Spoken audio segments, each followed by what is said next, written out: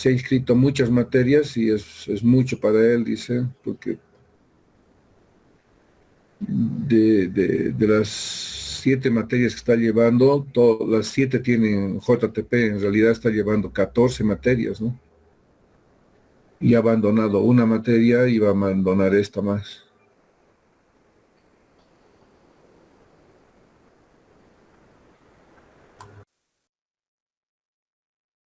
Yo no sé por qué se inscriben sin pensar eso, ¿no? O sea, uno piensa que se está inscribiendo a 5 materias, debería ver si realmente, si va a poder.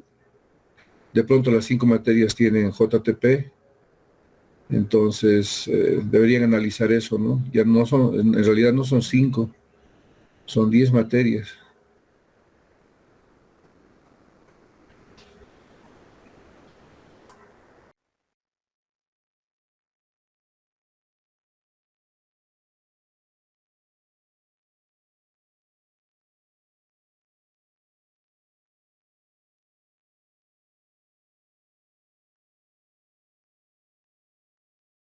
¿Y cuál es la mejor nota del primer parcial?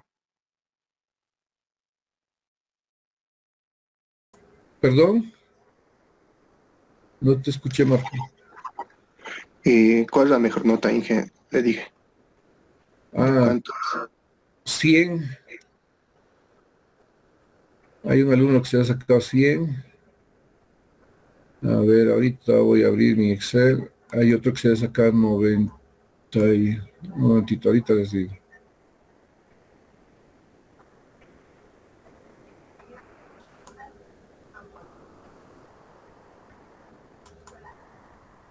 Sí, esta primera parte es lo más fácil que hay.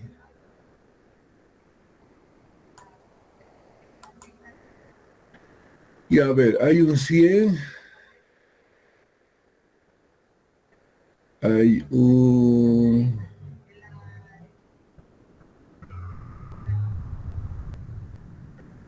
95, un 82, hay un 80, 75, 73, hay varios 73, varios 70,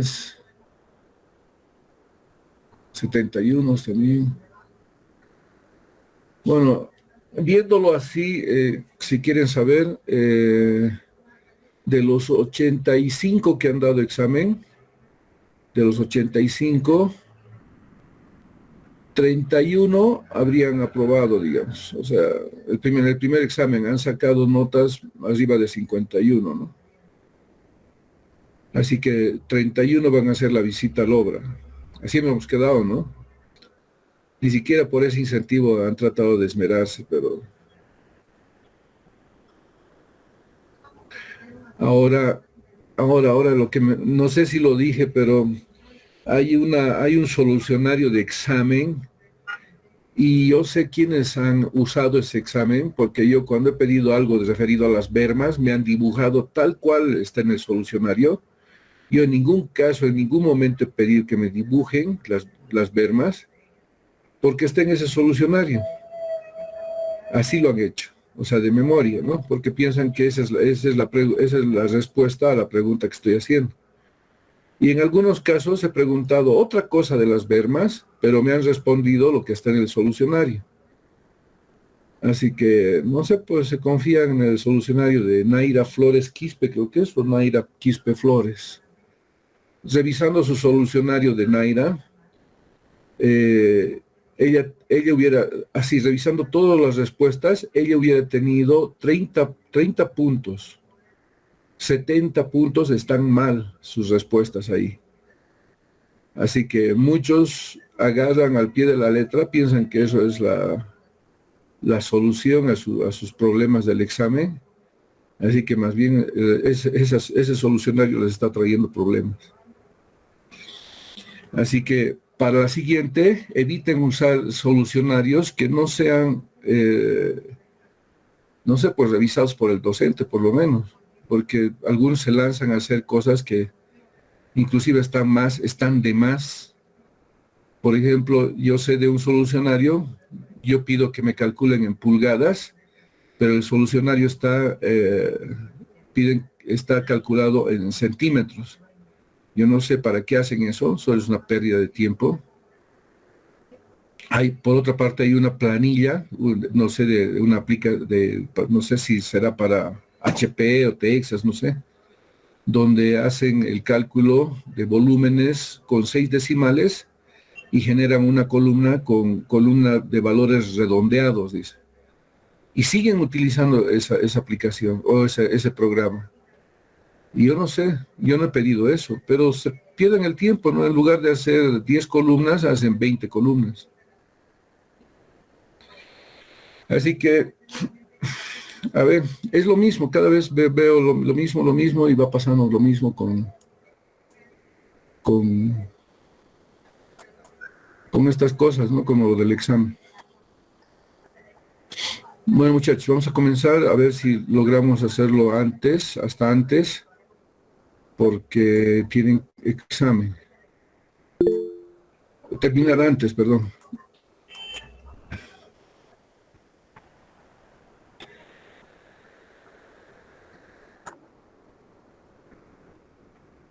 Un momentito, ya, sí, dime.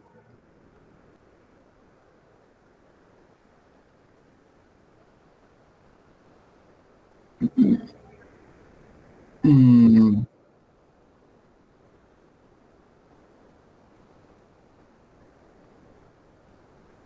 sí, por eso están haciendo la lista, ¿no? Hoy me lo van a entregar de aquellos que quieren revisar su examen. Ahí vamos a ver, ahí, ya.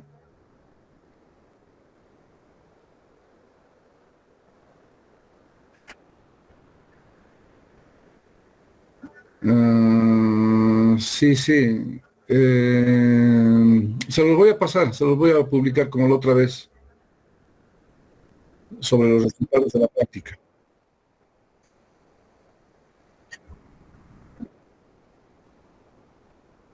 Ok.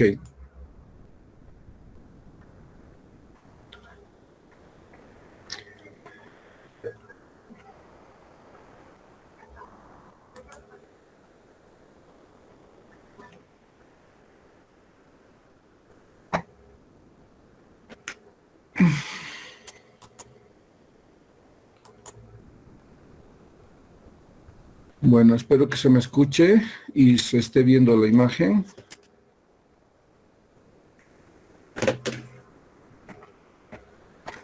¿Me confirman? Sí se ve, ingeniero. Ya. Quiero advertirles a partir de esta clase vamos a hablar sobre un tema que solamente se hace referencia a lo que es la capa de rodadura por donde van a circular los vehículos, ¿ya? Va a existir una infinidad de nombres acá que ustedes deben precisar por el conocimiento que van a adquirir. A pesar de que aquí vamos a hacer mucho más énfasis de lo que ya lo habíamos dicho antes, en el examen me ha llamado mucho la atención que ustedes están siendo formados para ser ingenieros civiles y como tal ustedes deberían referirse a muchos detalles de lo que están aprendiendo con bastante precisión, porque así se les está enseñando. Yo no entiendo cómo es posible que me digan que las bermas van a ser construidas con cemento. Bermas podrían ser construidas con cemento y con asfalto. Las bermas pueden ser a ver, escúchenme, yo he pedido, ¿qué revestimiento puede tener una berma? ¿Qué es revestimiento? El revestimiento es la parte superior, la parte que va a cubrir, que va a estar a exposición del usuario. Muchos me han escrito pavimento flexible y pavimento rígido. Yo no sé de dónde han sacado todo eso. Y algunos, como les reitero, me han escrito que van a construir bermas con cemento y bermas con asfalto.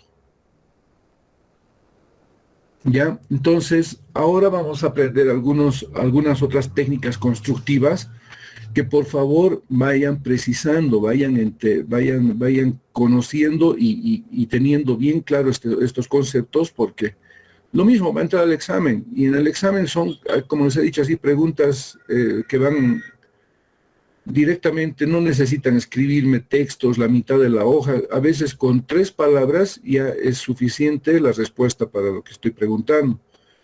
Pero esas 3 palabras tienen que ser bien concretas, de tal forma que realmente evalúe el conocimiento adquirido. Pero si me van a estar escribiendo cosas que no tienen sentido, o sea, de nada sirve que me escriban media hoja, les digo. ¿Ya? Entonces, presten atención en lo que vamos a aprender ahora y nos vamos a referir a todo lo que es las capas de rodadura y todas las técnicas constructivas que se pueden utilizar para este efecto. Bueno, ya saben ustedes por los tipos de pavimento que tenemos. Tenemos 2 tipos de pavimento. 2 tipos de pavimento. Cuando me refiero a pavimento, ya saben que también me estoy refiriendo a qué. ¿Alguien me está escribiendo? ¿Hola? No, nadie, ingeniero. Ok. Cuando me refiero a pavimento, es a toda esta estructura que está conformada por varias capas de materiales seleccionados de alta calidad. No son los materiales, no es cualquier material que yo utilizo para construir. Debo preparar en algunos casos este material, ya sea seleccionando el material o ya sea triturando. La calidad de los materiales va de abajo hacia arriba. Cuando vamos subiendo de capas, y los materiales que están, los últimos, en este caso de concreto, los materiales, los áridos o agregados que se utilizan en el concreto asfáltico, son de mejor calidad que los materiales que han sido utilizados en la capa subbase. Entonces vamos a hablar en esta clase vamos a hablar sobre exclusivamente las capas de rodadura. En un pavimento flexible podemos tener capas de rodadura de concreto asfáltico, o podemos tener capas de rodadura de tratamiento superficial, ¿ya? Son esas 2 capas que podemos utilizar en un flexible. Capas de concreto asfáltico o capas de tratamiento superficial, ¿ya? En cambio, en un pavimento clasificado por su estructura, también lo podemos identificar como pavimento rígido. En este caso, la capa de rodadura para un pavimento rígido es el hormigón o el concreto hidráulico, o en algunos casos le llaman, que me olvidé el nombre. Sí, dije, concreto hidráulico o hormigón, ¿ya? Este tipo de pavimento rígido está constituido por 2 capas, una está apoyada sobre la otra, y la capa de apoyo nada más es una capa subbase que hace que regulariza la superficie de la subrasante. Muchas veces cuando se hace un corte tenemos una capa así como la que están viendo, irregular. Pero cuando se está construyendo con terraplén, normalmente llegamos a una superficie lisa, ¿ya? En una sección en terraplén. Entonces, esta capa tiene por objeto nada más de regularizar esa subrasante, ¿no? Dejarla homogénea en la superficie para que el hormigón se pueda vaciar y pueda tener en todo el tramo el mismo espesor. Porque imagínense si no hubiera esta capa y todo esto fuera irregular, y yo voy a poner una capa de hormigón aquí encima, en algunos lugares voy a tener un espesor pequeño, en otros voy a tener un espesor mayor, ¿no es cierto? Entonces, esta capa de subbase nada más es de regularización de la capa de subrasante. Y de hecho, este espesor no se diseña, no es parte del diseño. Solo se adopta, ya sea 15 centímetros o 20 centímetros, dependiendo si esa capa es granular o de pronto esa capa podría ser estabilizada. Ustedes ya saben cómo se estabilizan los materiales, así que es de esa manera. Bueno, entonces, habiendo hecho la introducción de lo que es un pavimento flexible y un rígido, y las capas que podemos construir, las capas de rodadura, las que van a estar expuestas al usuario, ya conocemos cuáles pueden ser. En caso de pavimento flexible, puede ser concreto asfáltico de tratamiento superficial, y en caso de hormigón, perdón, de pavimento rígido, es una capa de hormigón, la capa de rodadura. La selección de la capa de rodadura es uno de los aspectos más delicados en el diseño de pavimentos. De hecho, era una de las preguntas que había hecho en el examen, ¿no? ¿Cuál es el criterio que se utiliza para elegir una capa de rodadura?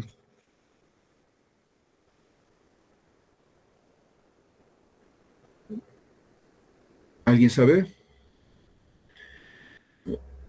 Contesten rapidito, por favor. Así con estos espacios siempre me voy a atrasar, ¿no? Nunca voy a poder concluir la clase. Tampoco quiero hablar y volver a hablar y ustedes no participen, ¿no?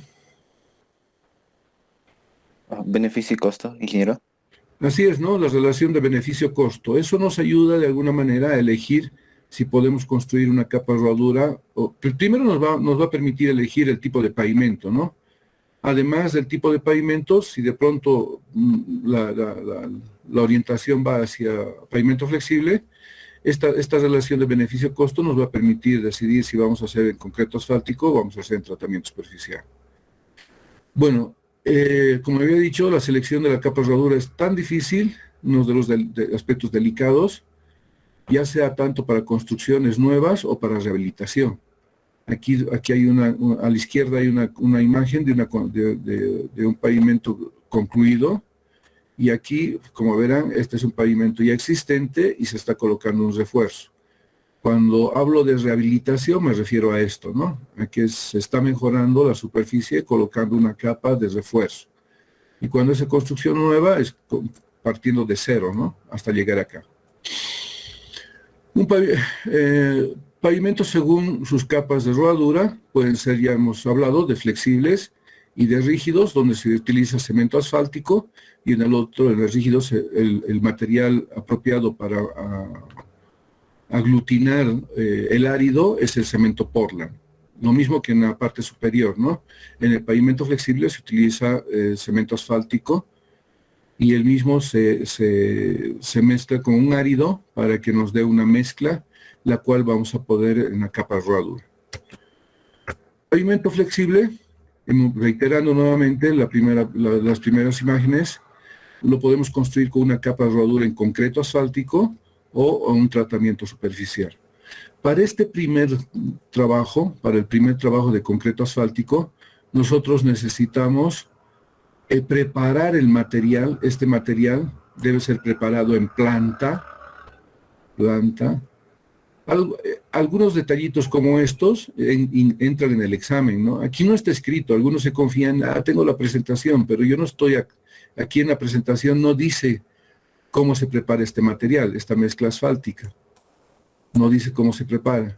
Y por eso que ahora les estoy explicando. Para construir una capa de rodadura con concreto asfáltico, nosotros necesitamos una planta para preparar la mezcla. Y además necesitamos una terminadora, así se llama, terminadora. Bueno, lo han traducido del inglés directo al castellano. En inglés es finisher.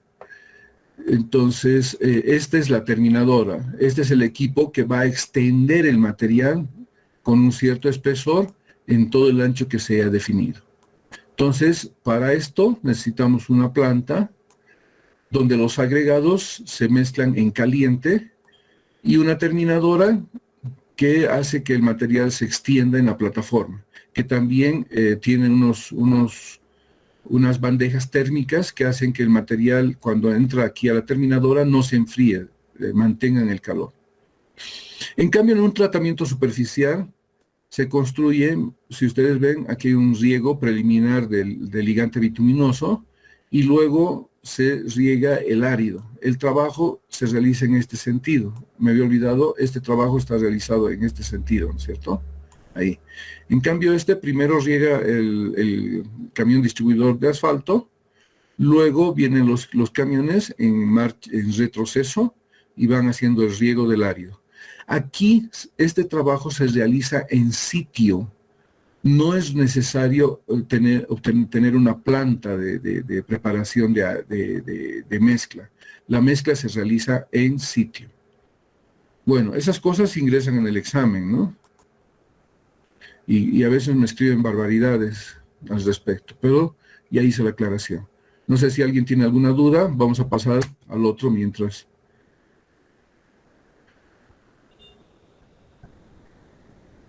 Nadie, ¿no?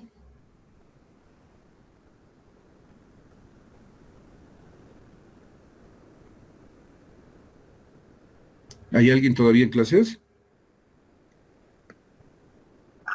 Ok, gracias. Ahora vamos a hablar sobre el pavimento rígido, ¿no? Habíamos dicho que lo construimos con concreto hidráulico o con hormigón, cualquiera de los dos términos se utiliza. Lo mismo, ¿no? Necesitamos una planta para producir el hormigón, una planta industrial, donde se mezclan los áridos, el agua y el cemento, ¿ya? Y también necesitamos una terminadora que nos permite extender el material de acuerdo a un espesor y en todo el ancho que se necesita. La diferencia entre el concreto hidráulico y el concreto asfáltico es de que el concreto asfáltico los materiales se mezclan en caliente. En cambio, el concreto hidráulico no es necesario calentar el árido, menos el cemento. Lo que se hace es a temperatura ambiente. En la planta se hace una mezcla del árido y los otros componentes a temperatura ambiente. Igual el extendido tampoco se hace a temperaturas altas, nada de eso. Se hace a temperatura ambiente. Hablemos sobre las capas de rodadura de un pavimento flexible y de un rígido. Habíamos dicho que tenemos concreto asfáltico, tenemos el tratamiento superficial. Pero también tenemos dos técnicas que también son parte del pavimento flexible. Nosotros en alguna oportunidad hemos hecho un trabajo con micropavimento en el tramo Tiquina-Copacabana, como capa de rodadura, pero en realidad estas dos técnicas, como la lechada asfáltica, micropavimento y lechada asfáltica, sirven para rejuvenecer las dos anteriores, para mejorar las dos anteriores. Si yo tengo, digamos, esta es la vida útil del pavimento y esta es la calificación que le doy al pavimento, normalmente sale con una buena calificación y en el tiempo se va deteriorando. Pero aquí se pueden hacer intervenciones para un poco generar una especie de dientecito, así, para estas mejoras que se realizan acá en este tiempo pueden ser hechas con micropavimento o lechada asfáltica, sobre ya sea una capa de concreto asfáltico o tratamiento superficial. Esto de alguna manera va a mejorar la serviciabilidad, así se llama, del pavimento, de tal forma que pueda, digamos, envejecer con cierta dignidad el pavimento. ¿Me entienden eso? Con cierta dignidad quiere decir que no va a tener un deterioro muy acelerado si nosotros hacemos trabajos con estas técnicas para mejorar estas dos capas anteriores. Lo otro es el pavimento rígido, que tiene una capa de concreto hidráulico. Ahora ya he puesto algunos datos complementarios. Por ejemplo, en nuestro medio hemos llegado a construir capas de rodadura de concreto asfáltico entre 6 a 10 centímetros, ¿ya? Esos son los espesores. Claro, obviamente que en otros países no es que es una receta, está en función del suelo de fundación, eso lo vamos a aprender en el diseño, y también está en función de las aplicaciones de carga que va a tener ese pavimento. Entonces, para nuestras aplicaciones de carga y para el tipo de suelo de fundación, ha sido suficiente estos valores. Pero si nosotros tuviéramos tráficos muy elevados, de pronto podríamos tener hasta 15 o 20. Yo he visto en algunos países hasta 30 centímetros de espesor. Ojo, pero no vendría a ser la capa de rodadura. Ya les he dicho que la capa de rodadura es esta aquí. Esta sería la capa intermedia y esta sería la capa base. Todo esto de mezcla asfáltica, ¿no?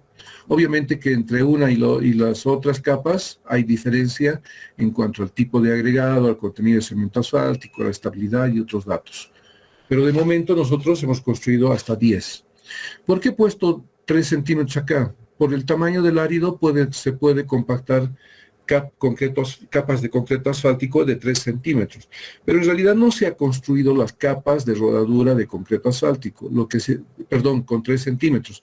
Se ha construido capas de rodadura con 3 centímetros, pero, me estoy enredando. Se ha construido capas con 3 centímetros de espesor, pero no capas de rodadura. Se han construido bermas con 3 centímetros de espesor. ¿Ya? No se ha construido capas de rodadura con 3 centímetros. Lo que sí se ha construido han sido bermas de 3 centímetros. Ahora sí está claro, ¿no? Después de mi enredo. Sí, ingeniero. Ahora, tratamiento superficial, como se construye en sitio, cualquiera de las técnicas, por el tipo de árido, vamos a llegar a 2.5 centímetros, no más que eso.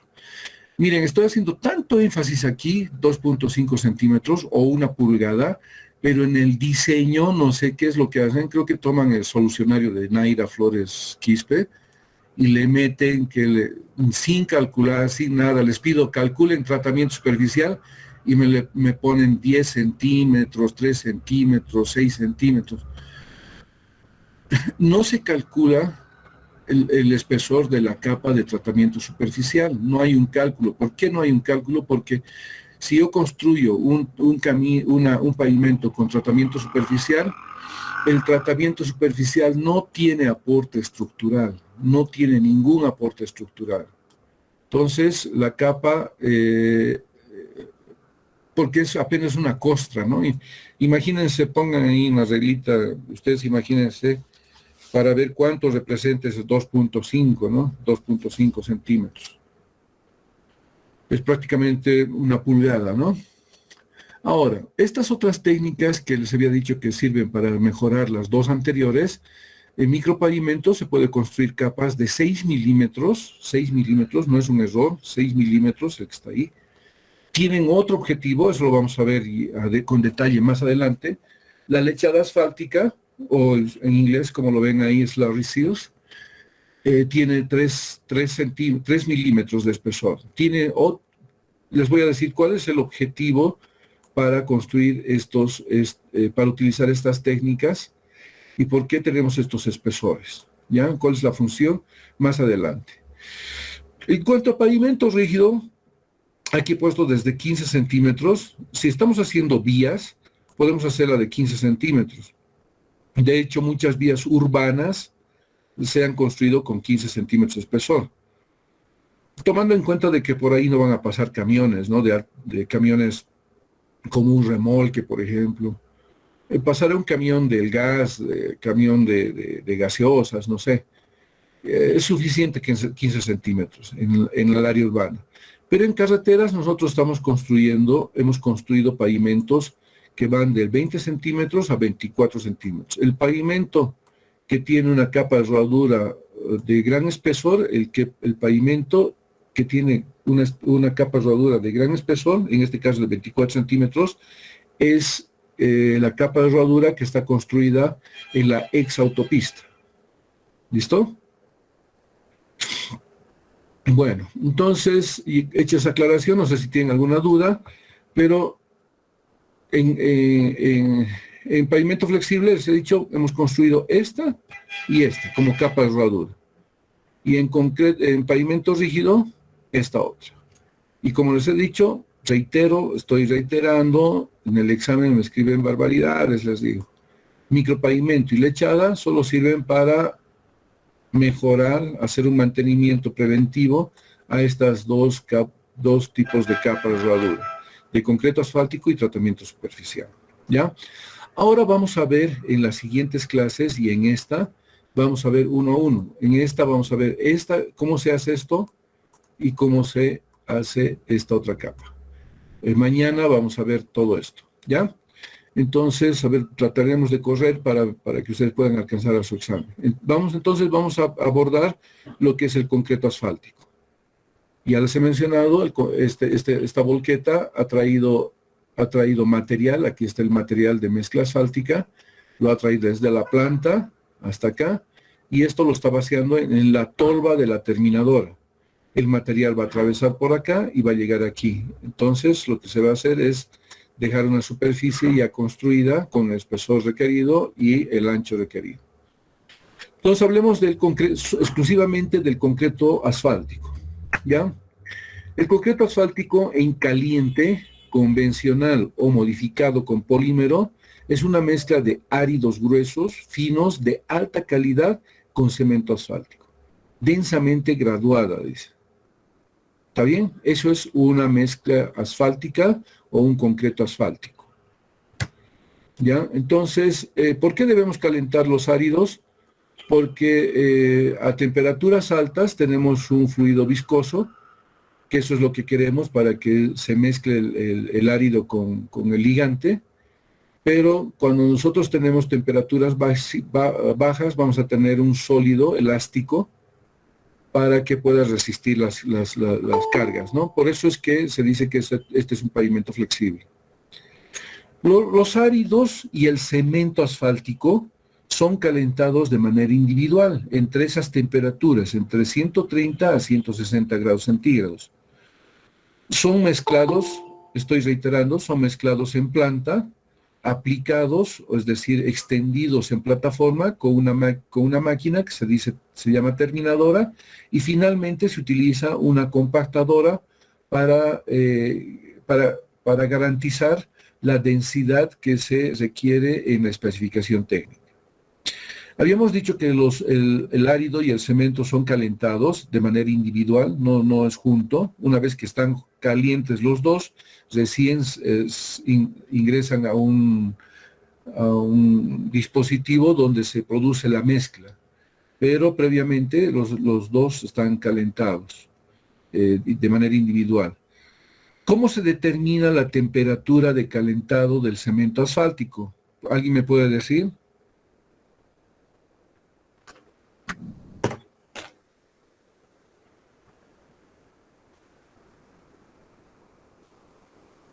Con un termómetro en sí. ¿Otros?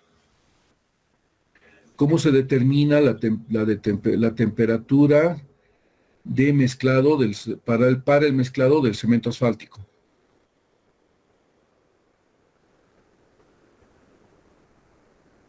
Estabas muy frío, si te... Otro. ¿Con el ensayo de viscosidad, ingeniero? Exacto, con el ensayo de viscosidad. Debemos hacer el ensayo de viscosidad para determinar tanto la temperatura de mezclado como la temperatura de compactado. Eso habíamos dicho, ¿no?, en la anterior clase. Entonces, ¿y qué ensayo tomamos en cuenta para determinar la temperatura del árido? ¿Alguien sabe? Si no saben, dígame, no sabemos. Pero dígame rapidito.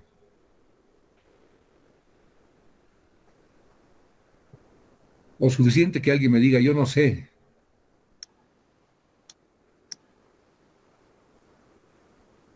Yo no sé, Inge. Bien. Perfecto. La temperatura del árido se determina a partir de la temperatura de mezclado del asfalto. Supongamos que yo he determinado con el ensayo de viscosidad que el cemento asfáltico para mezclar debe llegar a una temperatura de 150 grados. ¿Cómo determino la temperatura del árido?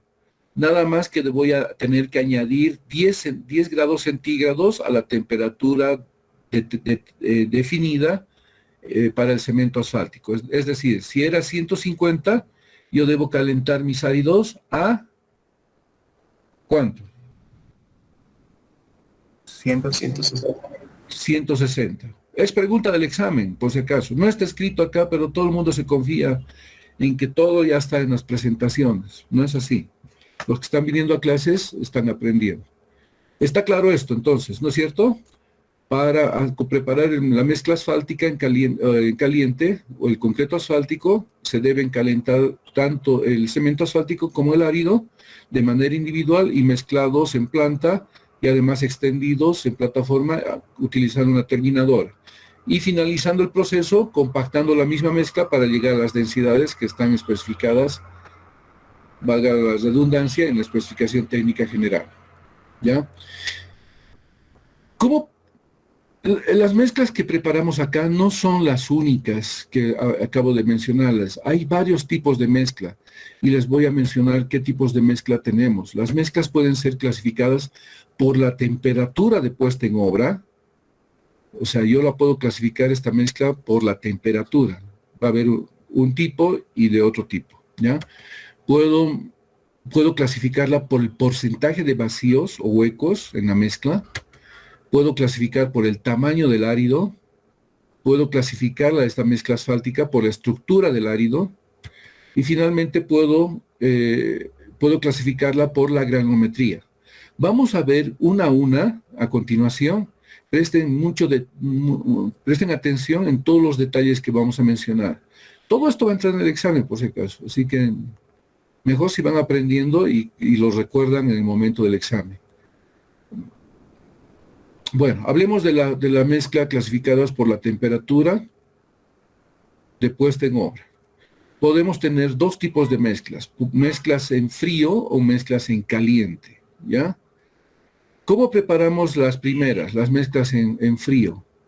Si habíamos dicho en principio que los dos, el árido y tanto el cemento asfáltico deben ser calentados, ¿por qué calentamos el ligante bituminoso? Es para bajar la viscosidad y hacerlo trabajable.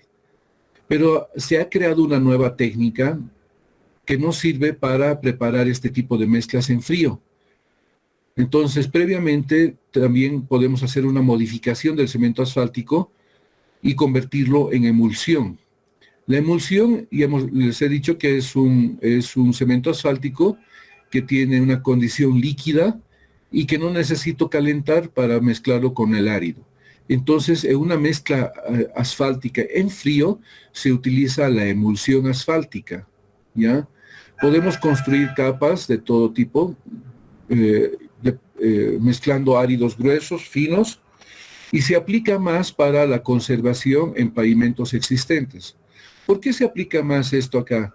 Porque para preparar una mezcla asfáltica en caliente necesito una planta industrial muy grande, que normalmente produce alrededor de, estamos hablando de 50 toneladas hora. Esa es una planta continua. Una discontinua produce hasta 200 a 300 toneladas por hora. Entonces, si yo solo voy a hacer una reparación de algunos baches, imagínense, voy a hacer alguna reparación así puntual, es mucha plata armar una planta de ese tipo. Entonces hay plantas pequeñas que nos permiten preparar unas mezclas, tomando en cuenta de que no voy a tener la necesidad de calentar el árido, menos el ligante bituminoso, en este caso en la condición de emulsión. Entonces es mucho más fácil hacer una mezcla en una planta pequeña que nos va a permitir, digamos, preparar el material que nos va a demandar en los trabajos de conservación sobre el pavimento. ¿Ya?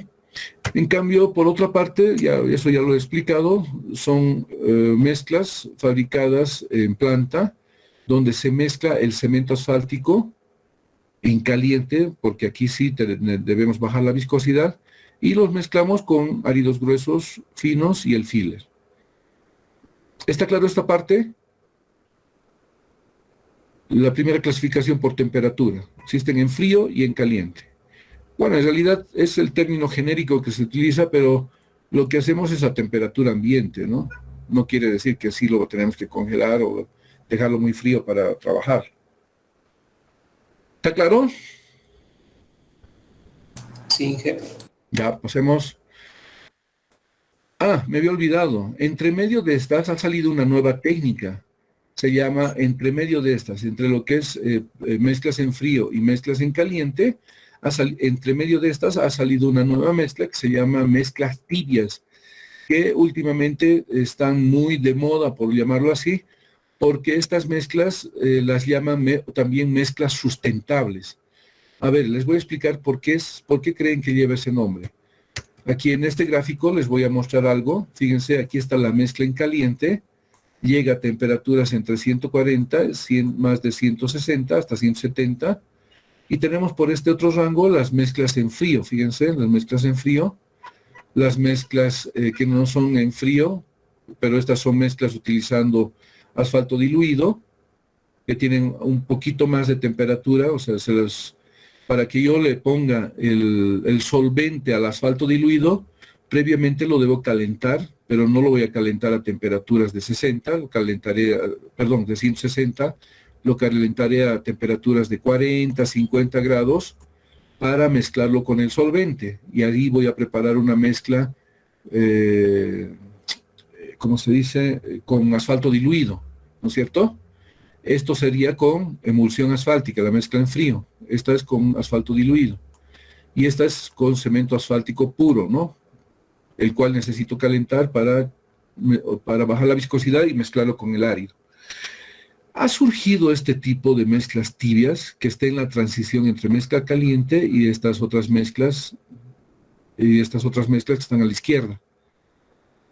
Estas van a estar de moda de aquí a un tiempo, utilizar las mezclas tibias. ¿Por qué se recomienda? ¿Por qué creen que se recomienda utilizar ahora este tipo de mezclas tibias? Si a alguien se le ocurre algo.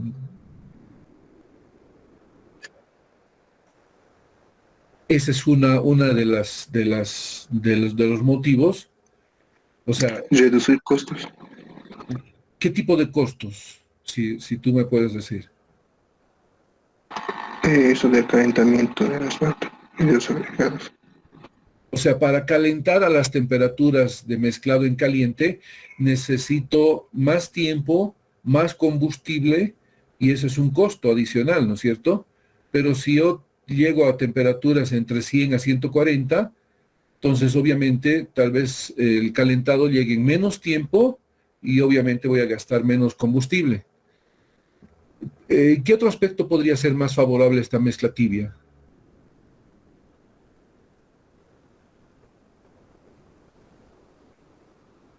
Hay algo importante también que está de moda.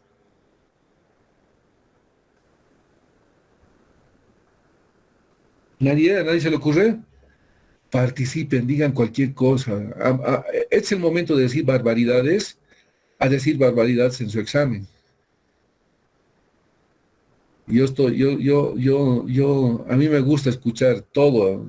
Alguien siempre va a acertar. Y no lo voy a criticar.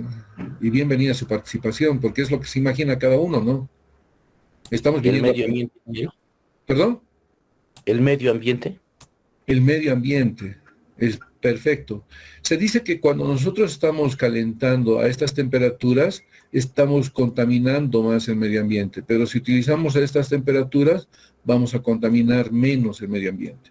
Por eso es que inclusive estas soluciones de uso de asfalto diluido, cuando yo hago, digamos, cuando preparo este asfalto diluido, mezclo cemento asfáltico con gasolina, ¿y qué espero? Que la gasolina se evapore, también este es contaminante, es igual que esta otra aquí.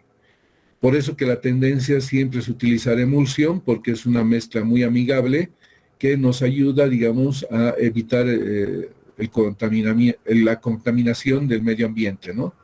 Entonces, esa es la tendencia. De aquí a un tiempo, cuando ustedes estén trabajando, acuérdense de mí, para decir alguna vez ya habíamos hablado de mezclas tibias. Ojo, que para llegar a esta temperatura, ¿por qué se está generando una mezcla tibia y no una mezcla en caliente? ¿Por qué no lo habíamos pensado antes? Porque nosotros llegamos a esta temperatura de acuerdo al ensayo de viscosidad, ¿ya? Debemos llegar a estas temperaturas altas. Pero ¿cómo llegamos a la viscosidad requerida para el mezclado en temperaturas para una mezcla tibia? Para esto necesitamos incorporar unos aditivos, podemos incorporar unas ceras, por ejemplo, que nos permiten acelerar la reducción de viscosidad a bajas temperaturas. Entonces, eso no estaba escrito, no estaba definido, pero si yo le pongo un aditivo que me va a permitir acelerar la reducción de viscosidad, va a hacer que esté lista para hacer la mezcla.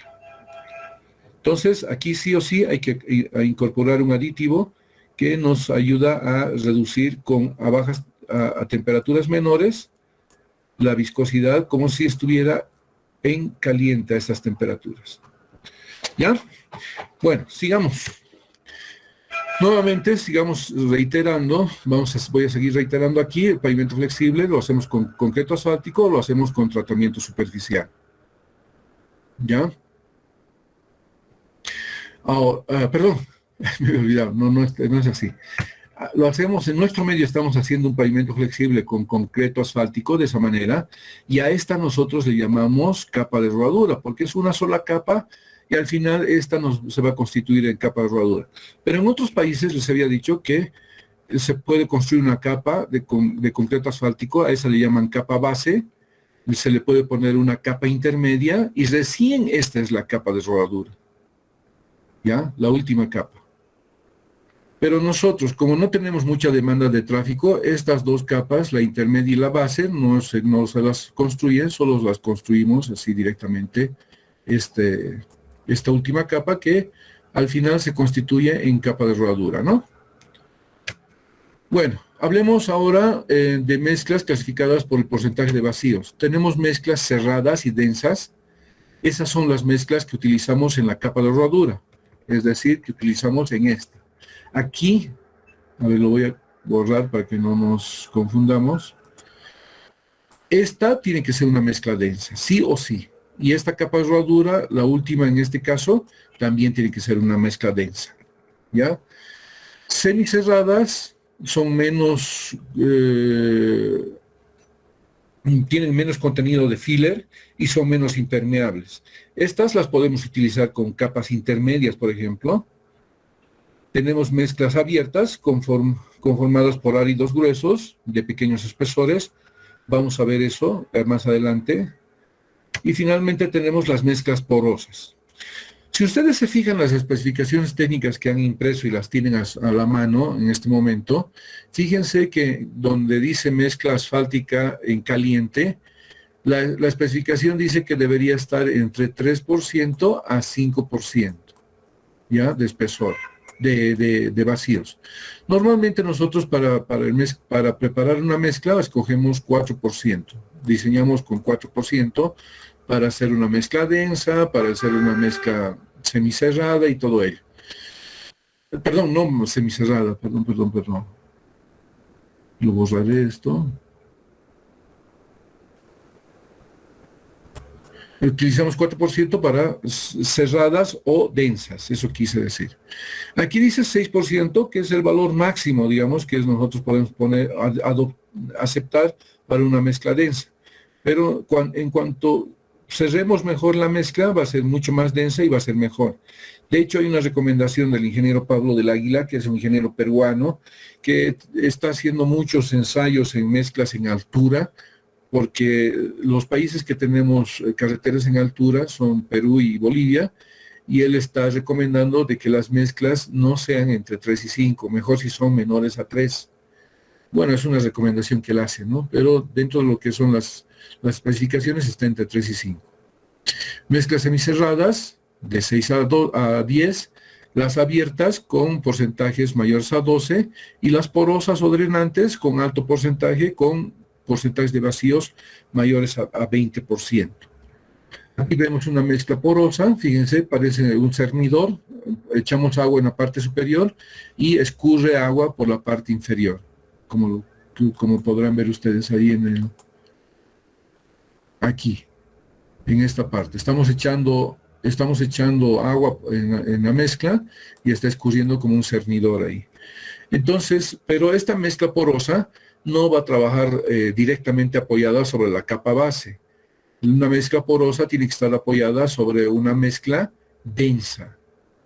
O sea, si bien tengo una mezcla drenante en la parte superior, con un porcentaje de mayor a 20% de vacíos, esta debe ser el agua que se infiltra a través de la mezcla porosa, tiene que ser retenida por una mezcla densa. Aquí la A es porosa, la B es mezcla densa. Y aquí ustedes pueden ver las dos mezclas. Esta parte es una mezcla densa y esta es una mezcla porosa. Entonces el agua se ha infiltrado acá y ha escurrido y así retenida por esta mezcla densa. Y aquí podemos ver una imagen mejor. En la foto de la izquierda es la misma carretera, la diferencia es que en la imagen de la izquierda, en el sentido de retorno, digamos, tenemos una mezcla densa, cerrada, pero al lado derecho, los carriles de la derecha, no es un montaje, esto es una foto real, se tiene una mezcla porosa. Fíjense la diferencia entre una mezcla porosa y una mezcla densa. Bueno, hablemos ahora sobre el tamaño del árido. Pueden ser clasificadas en mezclas finas o en mezclas gruesas. Las finas también se los conoce como morteros o microaglomerados. Un microaglomerado es el micropavimento o la lechada asfáltica. Entonces, la lechada asfáltica son utilizados para rejuvenecimiento, dice, del pavimento ya existente. No se pone como capa de herradura, solo es para mejoramiento. Aunque, les reitero, nosotros hace un tiempo atrás se ha hecho un camino de Tiquina a Copacabana con micropavimento, vaciado con dos capas de micropavimento. Habíamos dicho que el micropavimento tiene 6 milímetros y esta carretera de Tiquina a Copacabana tenía una costra de 1 centímetro y 2 milímetros, o sea, 12 milímetros en total, porque se había puesto 2 capas de micropavimento. Y las mezclas gruesas son las que normalmente utilizamos, proporcionan una macro textura. Se recomienda que el espesor de la capa sea 3 veces el tamaño máximo nominal del árido empleado. Hablemos ahora sobre la mezcla por la estructura del árido. Tenemos mezclas con esqueleto mineral y sin esqueleto mineral. Las primeras tienen una resistencia debido al rozamiento interno del árido, y estas son más conocidas, estas son las apropiadas para el concreto asfáltico. Son económicas debido a que el contenido de cemento asfáltico es reducido. En cambio, sin ese esqueleto mineral no tenemos ese rozamiento interno y esta mezcla sin esqueleto mineral la conocemos como mástico, como lo que se conoce en el hormigón. Le llaman mortero, ¿no es cierto? En este caso se llama mástico, no tiene ese árido grueso que le va a dar el rozamiento, más bien es mezcla con un árido fino que le va a dar cohesión al todo, ¿no? A la mezcla cuando tengamos árido grueso. Al tener una superficie específica grande, entonces, en este caso, el mástico va a tener un alto contenido de cemento asfáltico, a diferencia de la mezcla con esqueleto mineral. Finalmente, vamos a hablar sobre las mezclas clasificadas por la granulometría. Existen mezclas continuas y discontinuas.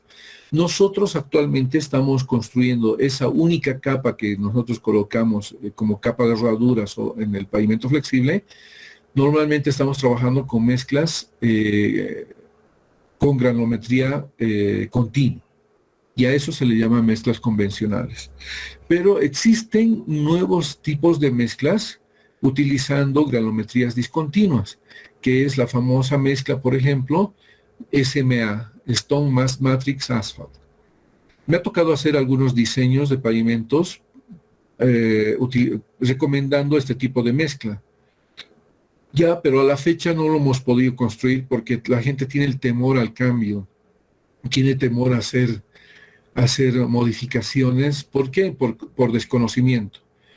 Afortunadamente hemos hecho un proyecto de grado con un alumno, tal vez lo conozcan ustedes, Weimar Torres. Con él hicimos una mezcla asfáltica SMA. Hemos preparado el árido, pero esta mezcla, debido a que no tiene una faja, en la faja no tiene un árido por ser discontinua, entonces es necesario utilizar una fibra de celulosa.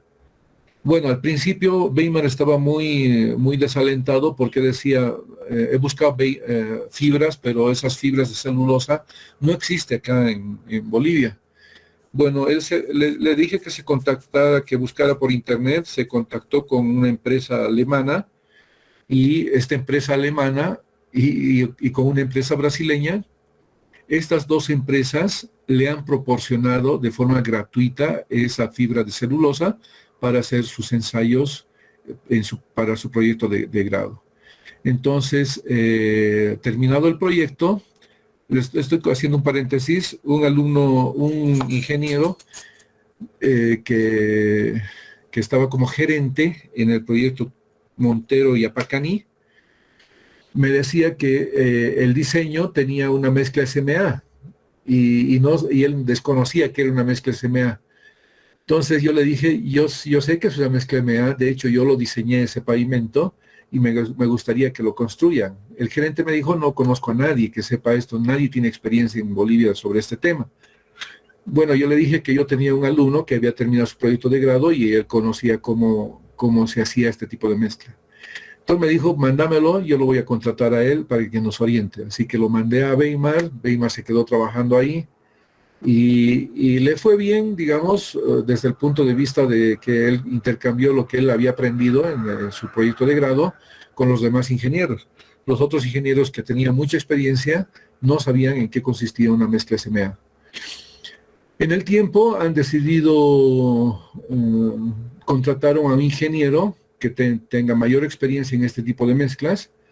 Lo han contratado a un ingeniero, Pablo Bolsa, que es un ingeniero argentino que les estaba colaborando. Pero en definitiva, los chinos, los que están construyendo esta obra, han decidido no hacer este tipo de mezcla porque tenían el temor que les salga mal, porque ellos tampoco habían tenido mucha experiencia en este tipo de mezcla. ¿Cuál es la importancia de este tipo de mezcla SMA? Como ustedes ven en la imagen de la izquierda, son áridos, o sea, es una mezcla discontinua, ¿no? Tienen áridos gruesos y tiene áridos finos, pero no hay el árido intermedio, que se tiene una mezcla con granometría continua. Cuando yo aplico una carga en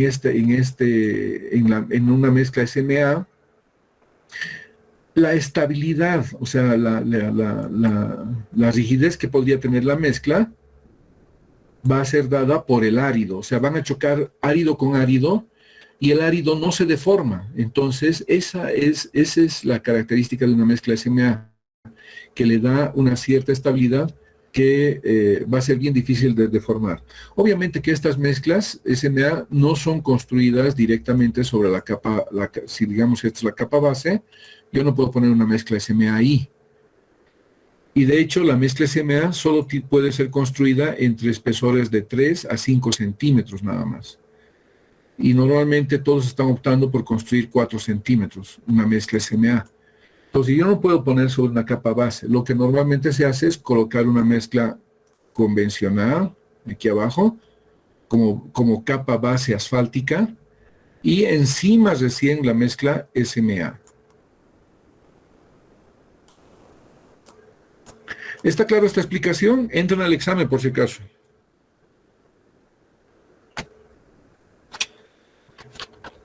Espero que no me escriban barbaridades los que no han venido a clases. Ingeniero, Dale, te escucho. ¿qué tipo de capa hizo antes de la capa SMA? Una capa base le llamamos de mezcla asfáltica. Una capa base. Y esta capa base puede ser una mezcla con granulometría continua, ¿no? Y a eso le llamamos mezcla convencional. Y sobre esa recién la mezcla SMA. Porque ya les he dicho que la mezcla SMA máximo, digo, lo recomendado es 4 centímetros. Y con 4 centímetros, una carretera, una capa, digamos, con 4 centímetros no va a aguantar, ¿no? Ojo, que esta mezcla SMA se construye para tráfico pesado y alto tráfico. Cuando digo al tráfico pesado, quiere decir que hay un porcentaje muy elevado de camiones, o caso contrario, alto tráfico significa que tiene una cantidad enorme en cuanto a tráfico que pasa sobre la vía por día. Por ejemplo, la ex autopista tiene alto tráfico, tiene como 40.000 a 50.000 vehículos por día, ¿ya? Entonces esa sería una carretera de alto tráfico. Ahora, pero alto tráfico porque ahí deben circular el 80% de vehículos livianos, digamos, y 20% de vehículos pesados. En cambio, en la Paz Oruro debe tener un tráfico de 8.000 vehículos por día, siendo que ahí más bien existen un porcentaje elevado de camiones, por lo tanto podría ser esa carretera de tráfico pesado, ¿no? ¿Está bien? Bueno, ¿no hay más preguntas?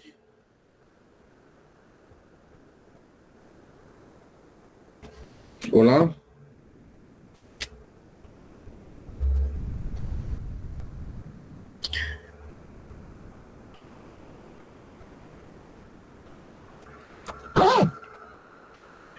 Bueno, ¿cómo preparo estas mezclas? ¿Alguien quería preguntar algo? Perdón. Sí, perdón, ingeniero. SMA, ¿a qué temperatura se trabaja? ¿Igual temperatura alta o...? Esta es una mezcla en caliente. Ah, ya. Gracias. Claro. ¿Y esa caliente sería igual que la mezcla asfáltica entre 140 y 160 grados centígrados? Sí, sí. Habría que hacer el ensayo de viscosidad para determinar la temperatura del mezclado del cemento y a eso definir la temperatura del mezclado del árido, ¿no? Bueno, hemos hablado de una infinidad de mezclas, ¿no? Por tipo, a ver si alguien recuerda, por tipo de temperatura, por porcentaje de vacíos. ¿Qué más había? Por el tamaño del árido, Exacto. ¿Qué más? por la estructura del árido, Y por la granulometría. granulometría. ¿Cómo hacemos esta mezcla? Si son así tan diferentes, ¿cómo la preparamos esta mezcla? ¿Cómo creen? Bueno, no es que se me ha infiltrado una lámina que no corresponde. ¿Cuáles son las características o propiedades generales, por ejemplo, de este alimento básico, digamos?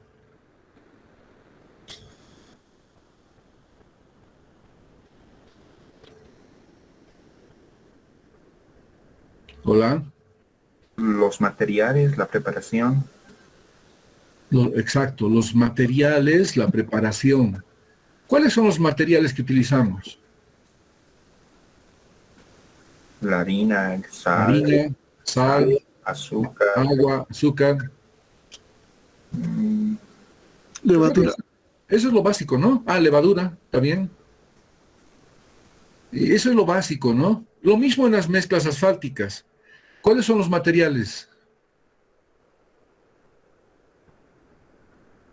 Los principales materiales.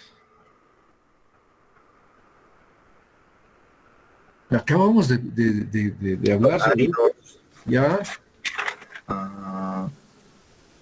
Cemento asfáltico.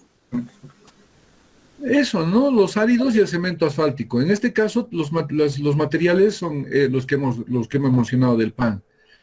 Pero ¿cómo hacemos para llegar a obtener este pan? ¿Será que vamos a hacer la misma combinación para obtener esto? ¿Qué No. creen? ¿O esto aquí?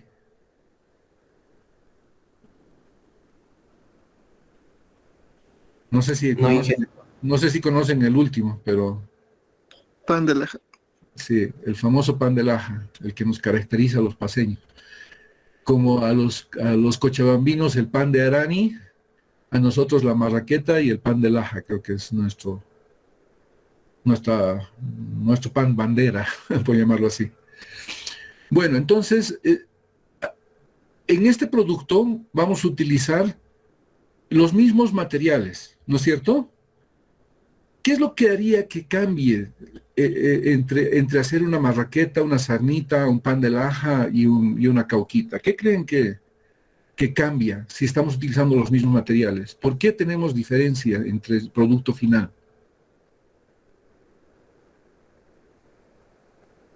el porcentaje de cada material de uso. Exacto, o sea, es la proporción de los materiales y la forma de prepararlos como tal, ¿no es cierto? ¿Entienden? Sí, ingeniero. Lo mismo pasa con las mezclas, con las mezclas asfálticas. ¿Cuáles serían las propiedades generales de una mezcla asfáltica?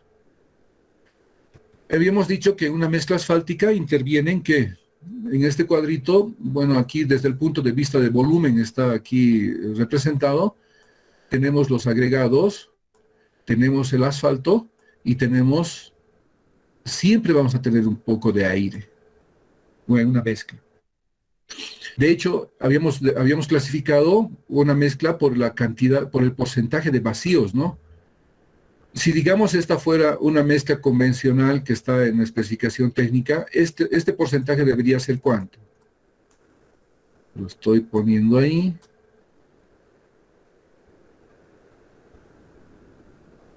Repitan, si se acuerdan en su examen, por favor.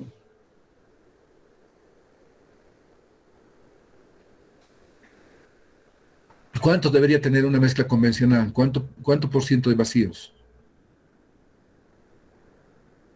O una mezcla densa. 4%.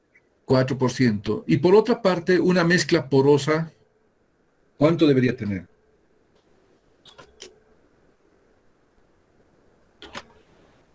Un 20%. Mayor a 20%, ¿no?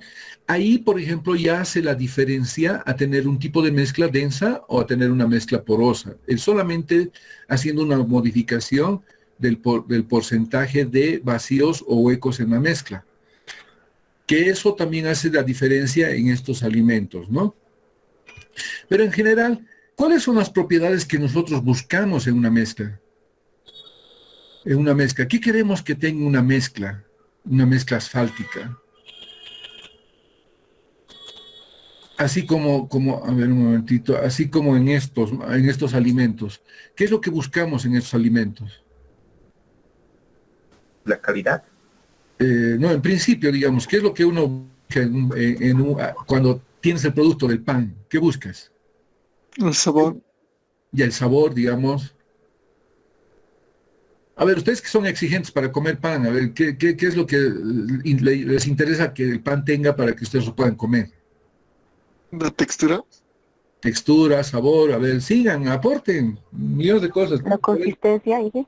Consistencia. Bueno, el pan de laje es muy suavecito, el marraqueta es crocante. A ver, ¿qué cosas más? Que esté bien cocido. Bien cocido, que no esté crudo, que no esté blanco, digamos. ¿Qué más? A ver, digan, especialistas en panes. Bueno, esas son las propiedades que ustedes buscan en este alimento. Pero en las mezclas asfálticas también tenemos unas ciertas propiedades que nosotros queremos que tenga esa. Por ejemplo, una propiedad es que para que yo lo pueda comer y que es una desventaja, digamos, es que el pan sea duro, ¿no? O ustedes lo comen duro, o lo muerden duro. No, ¿eh? Entonces son algunas propiedades que también nosotros queremos evitar. Lo mismo pasa con una mezcla asfáltica, ¿no? Las propiedades generales de una mezcla asfáltica es la principal, en este caso, es la estabilidad.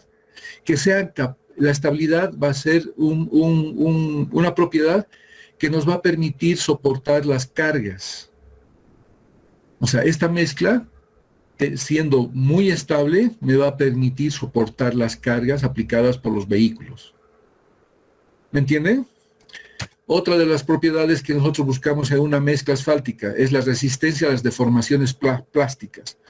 Por eso se dice que este es un pavimento flexible, ¿no? Porque sí va a haber algunas deformaciones recuperables y a lo largo del tiempo va a haber algunas deformaciones permanentes que no se van a poder recuperar y nos van a generar problemas como las fallas de ahuellamiento. Al paso de las cargas, especialmente a altas temperaturas o bajas velocidades, entonces lo que queremos es no generar ese ahuellamiento, que sean resistentes a las deformaciones plásticas. Resistente a la fatiga, o sea, al paso de las cargas, especialmente a bajas temperaturas, elevadas velocidades, me van a generar fallas por fatiga. Y la falla por fatiga va a ser el agrietamiento.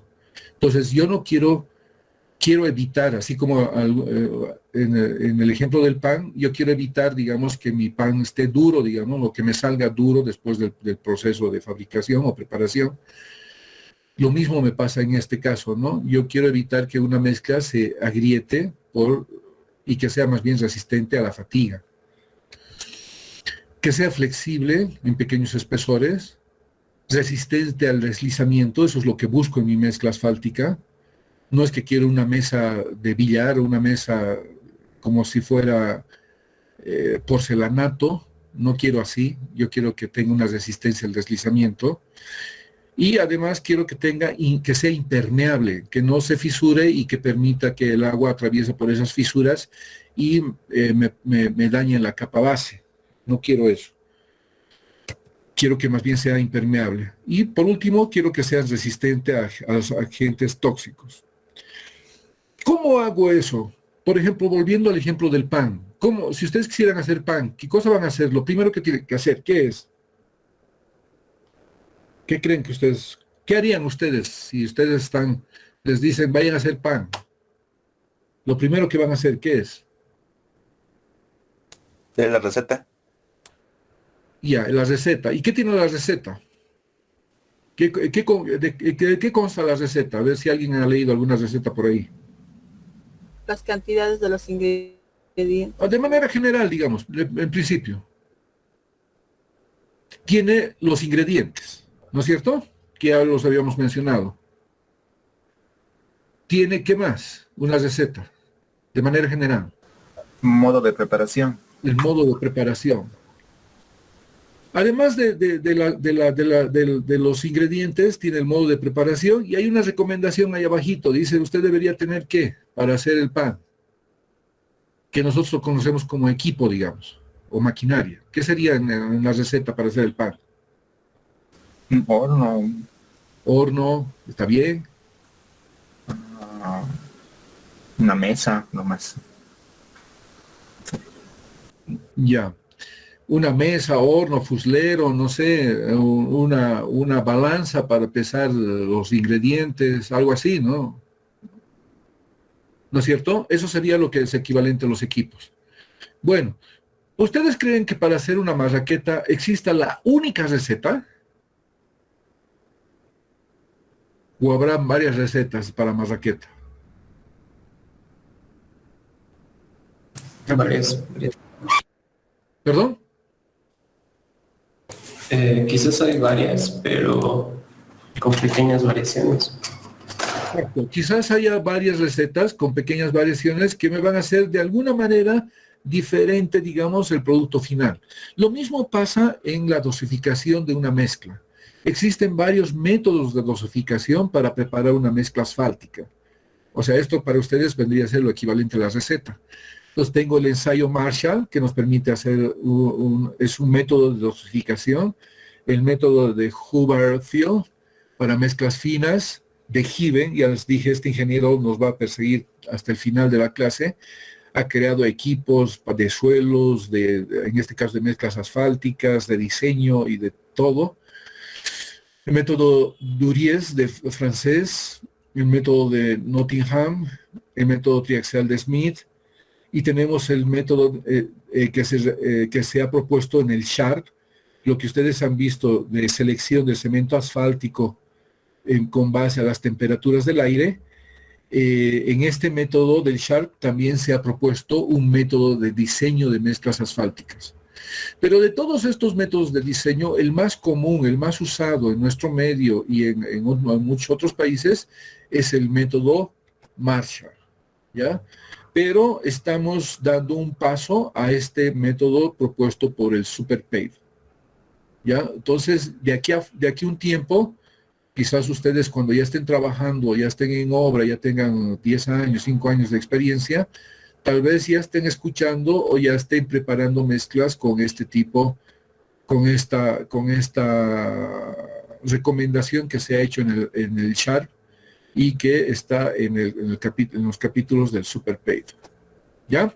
Entonces nosotros, como todavía seguimos haciendo por el método Marshall, ojo que en el SuperPave también otra dificultad ha sido todos los equipos que se están proponiendo acá, que son bastante caros y que no son los mismos que utiliza el Marshall, ¿ya?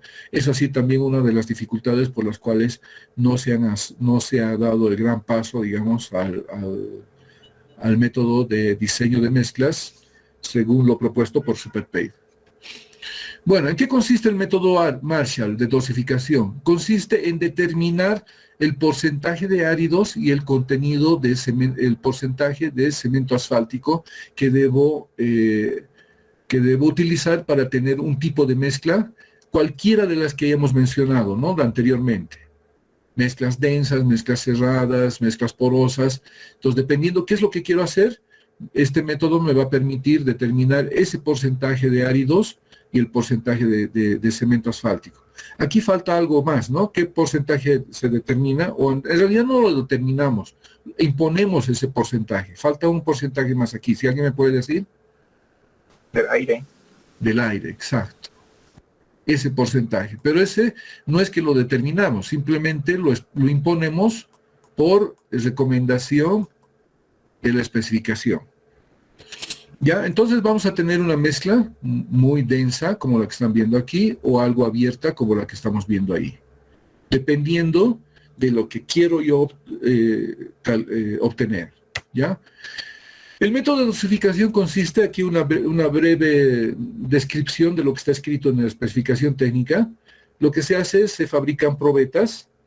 Normalmente cada probeta tiene un contenido de cemento asfáltico. Por ejemplo, voy a hacer una serie de cuatro probetas que van a tener el mismo tipo de árido, pero con un contenido de cemento asfáltico definido. Yo le voy a poner 4 inicialmente. Agarro nuevamente los áridos, los mismos áridos con las mismas proporciones, pero en este caso le voy a poner 4.5, 4 probetas.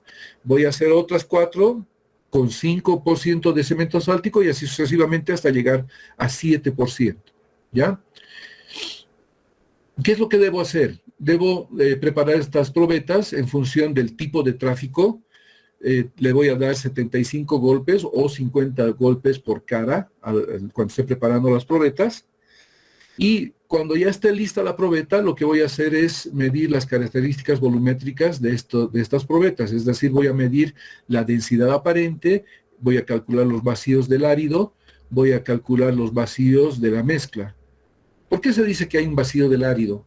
Porque hay algunos áridos que son porosos y al ser porosos el cemento asfáltico empapa o llena esos vacíos del árido. ¿Ya? Luego voy a hacer que las probetas estén sumergidas en un baño María a 60 grados y voy a proceder a hacer el ensayo, que el nombre lo dice, el ensayo de determinación de estabilidad y el ensayo de determinación de la deformación. Y eso lo voy a hacer a una velocidad de 50.8 milímetros por minuto.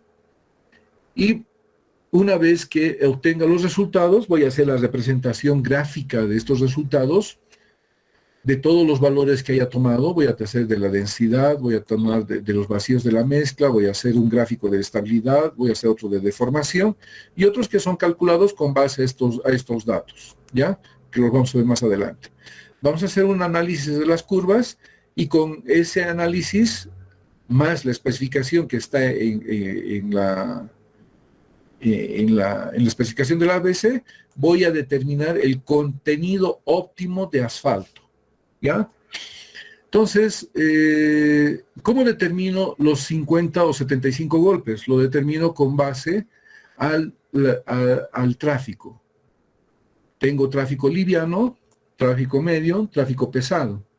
Aquí está la cantidad de aplicaciones de carga representadas por ejes equivalentes. Entonces, si yo me encuentro en este rango con ejes equivalentes mayor a 1.000.000, obviamente que voy a escoger lo que es la especificación para tráfico pesado. Y en este caso me dice que mis probetas deben ser preparadas con 75 golpes por cara. La estabilidad debo llegar a 1.800 libras.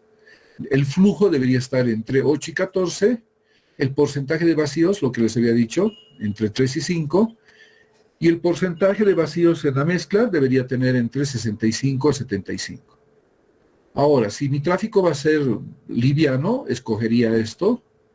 Fíjense la diferencia, aquí 75, 35, la estabilidad es diferente. El flujo también anda por ahí, que hay una pequeña diferencia. Para cualquiera de los tráficos, 3.5 es igual para todos. Y es de esta manera que me fijo como parámetros, así como cuando yo estoy haciendo una receta de pan, digo, debo amasar por hasta que esté totalmente homogénea la mezcla. Bueno, sería el porcentaje de compactación. Debo dejarla cierto tiempo para que madure la levadura, entonces debo cumplir. Es lo mismo aquí en este tipo de mezclas asfálticas. Hay unos criterios, para nuestro caso no serían las recomendaciones de preparación, para nuestros casos serían los criterios de diseño de la mezcla. ¿Cómo hacemos esta mezcla? ¿Cómo preparamos? Primero utilizamos un horno donde vamos a calentar lo que son el asfalto por un lado y en otro horno vamos a calentar el árido. Obviamente cumpliendo las recomendaciones ya determinadas por viscosidad para determinar la temperatura de mezclado. Una vez que están a las temperaturas ya indicadas, procedemos con una batidora, esto tenemos en laboratorio, se vierte en este recipiente, parece una batidora de crema chantilly, ¿no? Se vierte acá lo que es el árido y se pone lo que es el cemento asfáltico. Ambos materiales son mezclados con esta mezcladora, aquí hay una mezcladora, y aquí hay un termo que hace de que si estoy mezclando es como cuando yo quiero enfriar el api, digamos, ¿no? Meto una cuchara y comienzo a remover para que un poco se enfríe. Eso pasaría si no tuviera este calefactor que hace de que la mezcla no baje de temperatura, ¿ya? Entonces, una vez que he realizado la mezcla, lo que voy a hacer es vaciar en estos moldes. Esta es la base del molde. Este es el primer anillo. Y este es la guía. No es que hasta se va a llenar hasta acá la mezcla. Lo único que se hace es llenar la mezcla hasta esta altura. Eso es lo que van a hacer en el laboratorio ustedes. Pero esta es la guía, de tal forma que cuando yo aplico la carga, la energía acá, para compactar, entonces esto de alguna manera me va a guiar para que se compacte de manera homogénea, inclusive los bordes que están, el material que está al borde del anillo. Este material, una vez que ya está mezclado, ya está compactado, vamos a sacar las briquetas, así como aquí ven.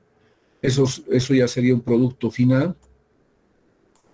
Este sería un producto final del compactado que he hecho en estos anillos, en estos moldes, ¿ya? Pero antes de compactar, antes de poner la mezcla en los anillos, tanto el compactador como el que ven ahí, como los anillos, deben ser calentados previamente. Porque pasaría lo mismo, ¿no? Si yo voy a vaciar la mezcla ahí y le voy a compactar, de pronto ya podría llegar a la temperatura mínima de compactación, y lo cual no es correcto, ¿no? Debería tener un tiempo un tiempo con la temperatura intermedia entre temperatura de mezclado y temperatura de compactado. Entonces, para que no se enfríe con rapidez y podemos llegar a las densidades que se exigen en esto, aplicando los golpes, entonces tanto el martillo como los anillos deben ser previamente calentados. Una vez que los anillos se los puede compactar con este martillo, que es manual, o se lo puede compactar con este equipo que tiene un dispositivo donde uno puede definir la cantidad de golpes. Ay, perdón, ¿dónde está? Un momentito. Aquí.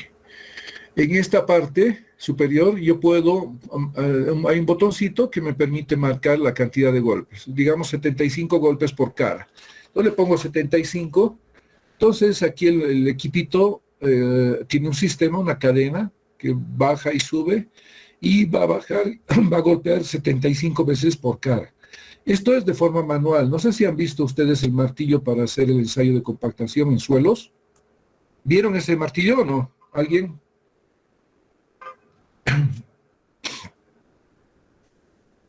¿Alguien que lo vio?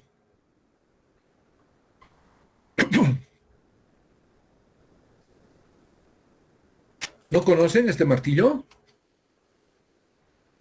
No, ingeniero. ¿No han hecho en suelos? Bueno, es un martillo parecido al de suelos, este martillo.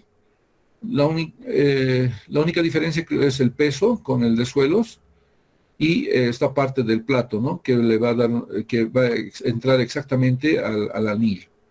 Bueno, una vez que hemos preparado la mezcla, ya está en el anillo, lo llevamos a este gato, lo ponemos aquí en el anillo, fíjense, aquí en el anillo, aquí ponemos el anillo y por debajo comienza a subir esta gata y va a extraer el espécimen, la briqueta, ¿ya? Entonces habíamos dicho que nosotros podemos determinar los porcentajes de vacío, la densidad y todo ello, y esto lo hacemos pesando en la parte superior, sumergiendo la mezcla en agua, lo hacemos una pesada en el aire, se llama, una pesada sumergida. Antes de hacer los ensayos, los debemos calentar en baño María, determinamos su densidad tanto como mezcla ya compactada y mezcla suelta. Aquí se determina esa densidad de la mezcla suelta, o sea, no compactada, ¿no? O sea, es decir, yo agarro una mezcla y lo pongo ahí y determino por sacando los vacíos, ¿no? Bueno, lo que hacemos a continuación es utilizar este equipo, que es el nombre le llaman el que nos permite determinar la estabilidad. Aquí en esta parte, en este anillo, se mide la estabilidad y en este anillo se mide el flujo. Entonces aquí hay una mordaza, que agarra o aprisiona el cilindro de la mezcla. Y habíamos dicho que este equipo va a generar una velocidad de 50.8 milímetros por minuto, era, ¿no? Entonces, en algún momento va a fallar y se va a registrar la estabilidad. Y aquí se mide la deformación que se va a generar en este espécimen. Este es un tipo de equipo de estabilidad Marshall. Aquí lo podrán ver en su letrero. Marshall, ensayo de estabilidad Marshall, dice ahí. Y este es otro equipo, igual, ensayo de estabilidad Marshall, pero este es un poco más sofisticado. No tiene esas mordazas, pero tiene unos apoyos aquí. Además tiene unos sensores. Ya no tiene anillos como tiene aquí, fíjense, aquí son anillos, aquí son celdas, así se llama. Celdas que transfieren datos directamente a este equipo. Entonces, en lugar de estar leyendo, estar pendiente de qué valor, en qué momento va a fallar, o en qué momento, hasta qué estabilidad va a llegar, es igual que el ensayo de compresión, digamos, ¿no? Vemos hasta qué valor puede llegar de resistencia. Lo mismo pasa aquí. Pero en este caso, con estas celdas, solo se registra el valor en esa máquina. Una vez que hemos realizado todos los ensayos, hemos registrado todos los datos, debemos preparar una planilla como la que están viendo ahí. Como podrán ver, les había dicho que se prepara 4, el método dice que debemos preparar 4 briquetas con 4.5 de cemento, porcentaje de asfalto dice. Podemos preparar con 5, o sea, con múltiplos de 0,5, 4 de 6, 4 de 6 y así sucesivamente hasta llegar a 7%. Entonces hemos ensayado en la primera, la altura hemos medido, que es esta. El agregado tiene este porcentaje.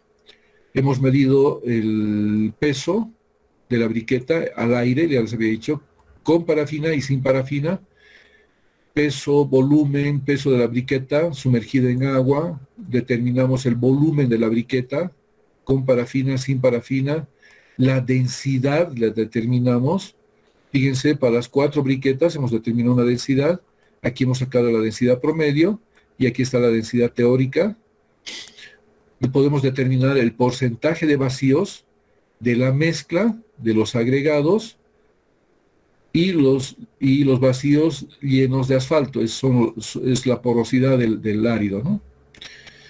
Y aquí está la estabilidad Marshall. Fíjense, para cada uno hemos hecho un ensayo que difiere, obviamente, y en este porcentaje se aproxima, ¿no?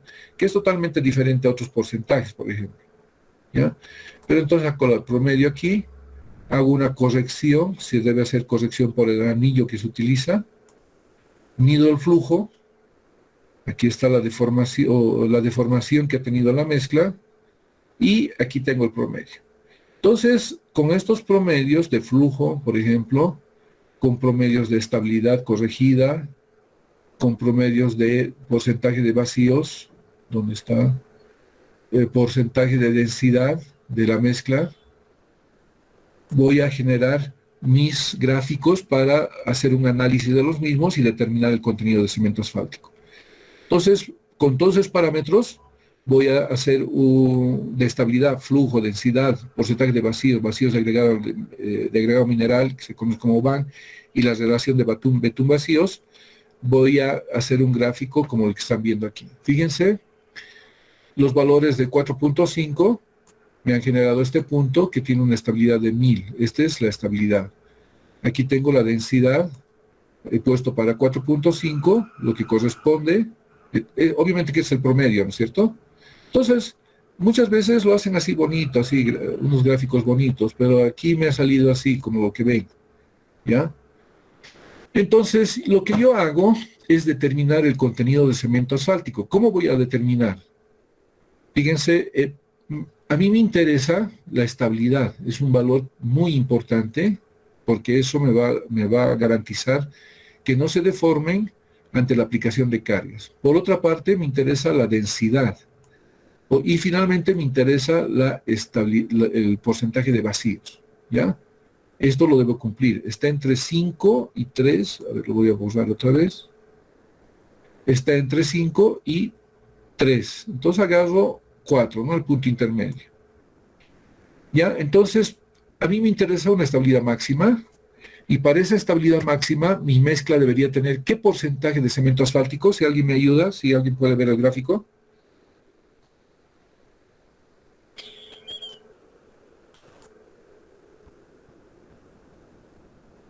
¿Cuánto debería tener de contenido de cemento asfáltico mi mezcla para que tenga una estabilidad máxima?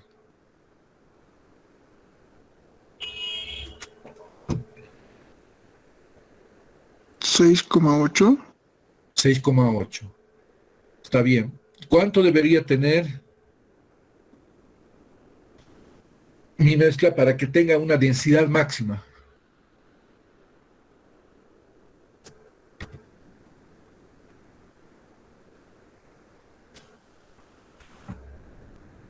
¿Ven o no ven? 5.7. Ahí le he puesto 6.5. No sé, está remarcado ahí. ¿Y cuánto debería tener para mi porcentaje de vacíos? Quiero 5.7. 5.7. También se analiza el menor porcentaje de vacíos en el agregado mineral. En este caso, ¿cuánto debería tener para tener mi menor valor de vacíos en el agregado mineral? 7. 7. Entonces, lo que voy a hacer es sacar el promedio. ¿Cuánto me sale el promedio si ustedes hacen? Yo lo voy a hacer rapidito. El promedio me da 6.5. Estos 4 parámetros, fíjense, ustedes me han dictado que era 6.8, era 6.5, 5.7 y el último era 7. He sacado el promedio, me ha dado 6.5.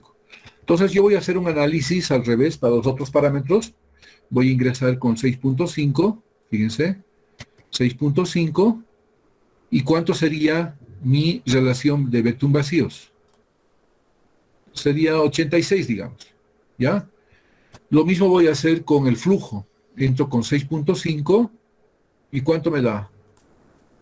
Menos de 8. Pero ¿qué dice la especificación? Acuérdense de estos valores, de este en principal, del flujo. ¿Me ha dado cuánto? Digamos este 7.5, 7.8. Ya fíjense ese valor. 7.8. Ay, perdón. Entonces, si nos vamos a la especificación, ¿qué dice? El flujo debería tener ¿cuánto? Aquí está. La especificación técnica me dice que debería estar en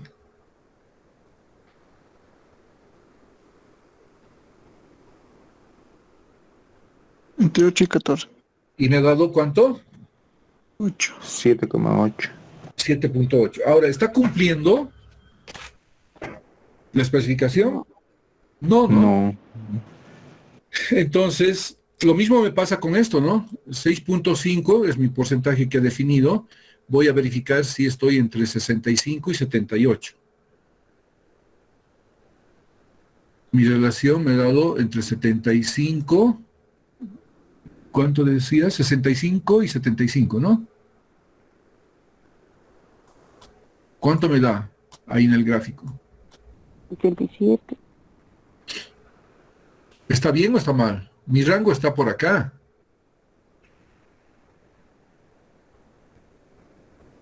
¿Aquí estaría cumpliendo? Tampoco, ¿no? No. Ujú. Entonces, es igual que el pan. O sea, alguna vez alguien ha hecho su primera vez el pan y ¿qué ha pasado? Le ha salido duro, le ha salido muy chiquito, no se ha esponjado. Tenía que hacerlo como pan de laja y le ha salido como hostias.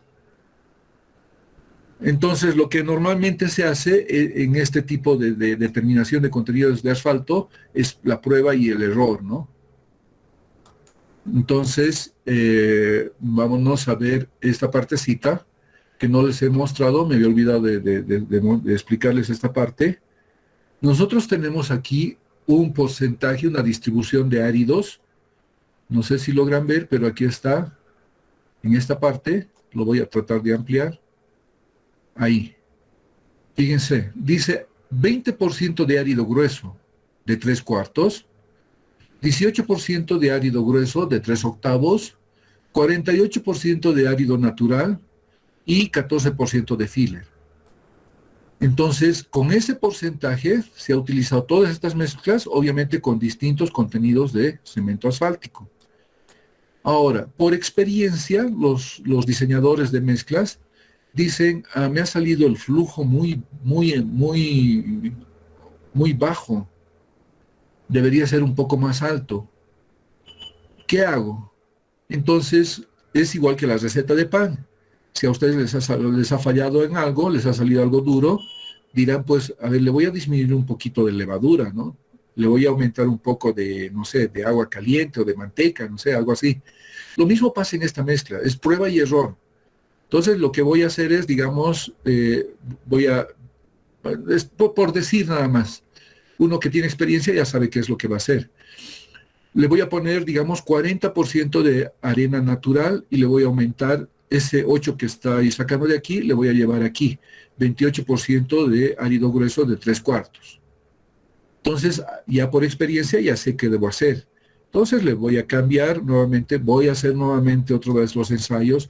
Obviamente que no me va a dar otra vez 6.5, de pronto me da 6.3 y con ese 6.3 realmente estaría cumpliendo todo. ¿Está claro esa parte de cómo se realiza el diseño de la mezcla?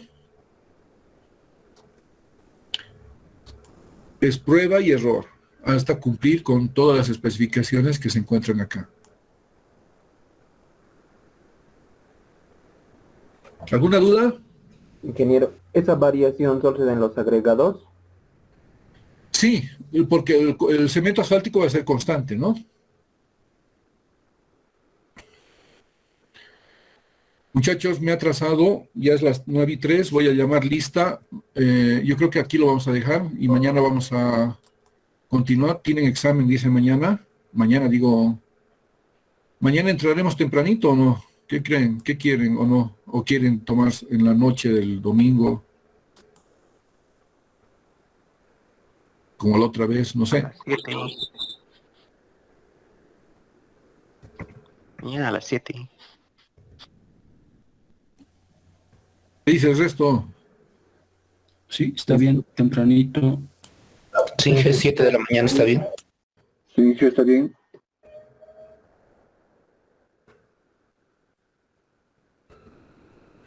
Ya.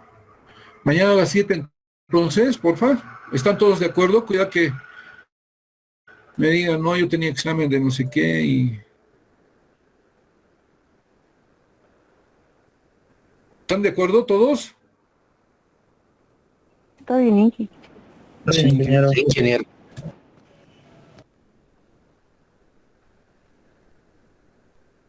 Un cachito, estoy llamando, está generando el archivo.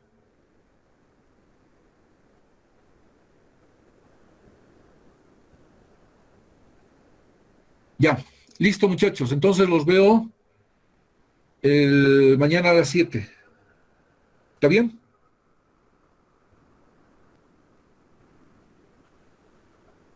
Está bien, ingeniero. Muchas gracias. Ok, buenos días, que tengan un buen día y nos vemos mañana. Bye bye. Hasta mañana, Inge. Ok, si alguien tiene alguna duda del examen, ahora puedo todavía, tengo algunos minutitos, no sobre los resultados del examen, sino me tenían que mandar una lista de quienes van a revisar su examen y otras cosas más, ¿no? No se olviden de ello.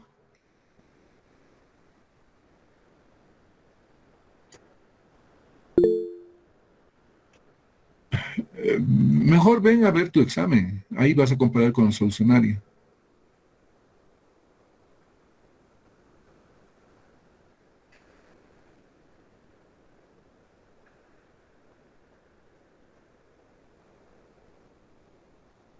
Porque yo lo quiero hacer el solucionario en clases, para que ustedes vean cómo se debería hacer, y no que lo vean y no saben, ni sepan qué es lo que está, qué es lo que está ahí.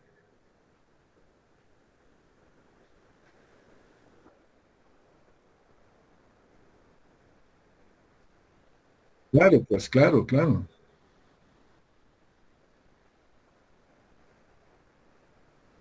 No sé, eso es lo que quiero ver. Es que de nadie, no es de mucho interés de algunos este tema, ¿no? Pero sí yo quiero darle énfasis a aquellos que realmente quieren. Pero a ver, voy a fijar un momento para fijar un tiempo. Es que me paso a veces explicándoles cosas con mucho detalle y eso hace que, y además les pregunto a ustedes cosas que me dejan un vacío y esos tiempos hacen que se prolongue la clase y tengo que tomar en cuenta eso, ¿no? Primero tengo que avanzar la materia y después ver cómo puedo fijar otro horario, otro día para ver estos temas. Voy a ver, les voy a avisar. ¿Listo? Ya. Nos vemos entonces mañana a las 7. Bye bye.